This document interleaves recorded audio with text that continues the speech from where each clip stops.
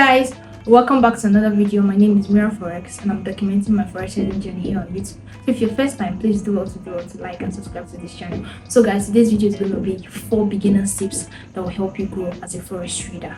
I myself am a beginner forex trader, but these are things that I've come to experience, and I feel like it's something that if you implement in your own trading, or if you look into or if you bring into the subconscious mind, it's going to help you grow as a beginner forex trader.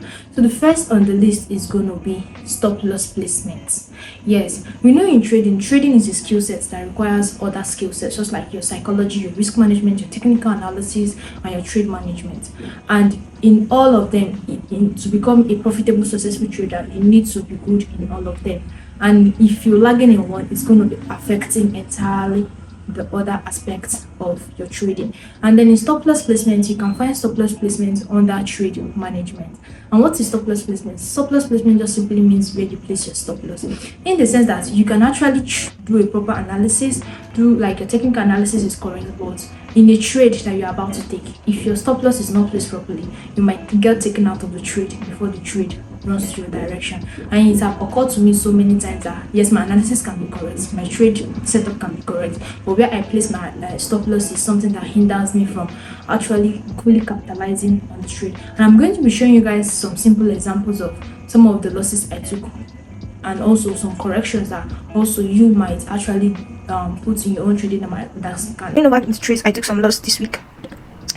As you can see, these two trades here, my normal weekly AMD, we already know that Monday created the low of the week, then we draw a fee from this low to this high. We got equilibrium and price came back down to the OTE. As you can see, price is reacting from the OTE, but we didn't get a break of market structure here. Price still retraced back down to sweep this low, which was normal. Then later on, price displaced to the upside, and here we got the break of market structure. And what we're now anticipating is a retracement back to either this fair value gap or this mitigation block. And then ICT will always teach us to put our stop loss below what this swing low, which is the low prior to the break or the swing high that caused the break of market structure.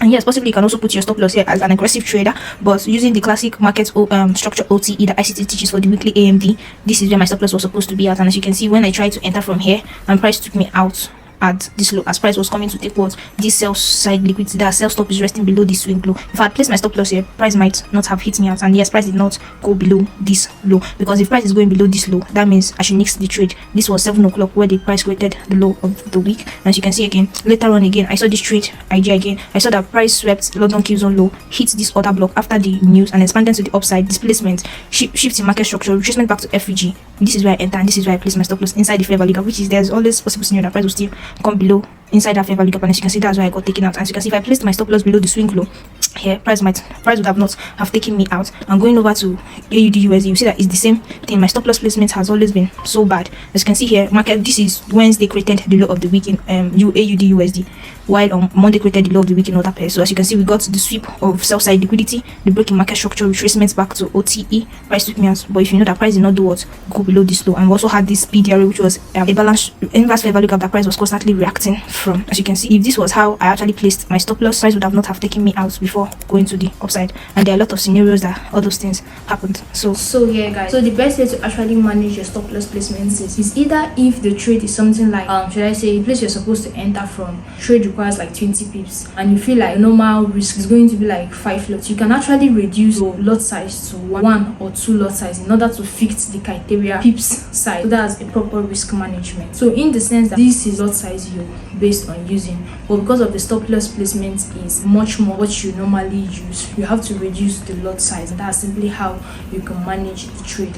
And then the second on the list is journaling. I know, like, I've been a big fan of journal, and I always talk about this, but this journaling aspect is quite different from my normal journal. And if you're looking for the best journal software to use for your journaling, you can use Notion, and the link for signing up description below, and you can use my free Notion templates that I also left in a video that you see here. So guys, in journaling, why did I say this is different from the normal journaling system I always talk about?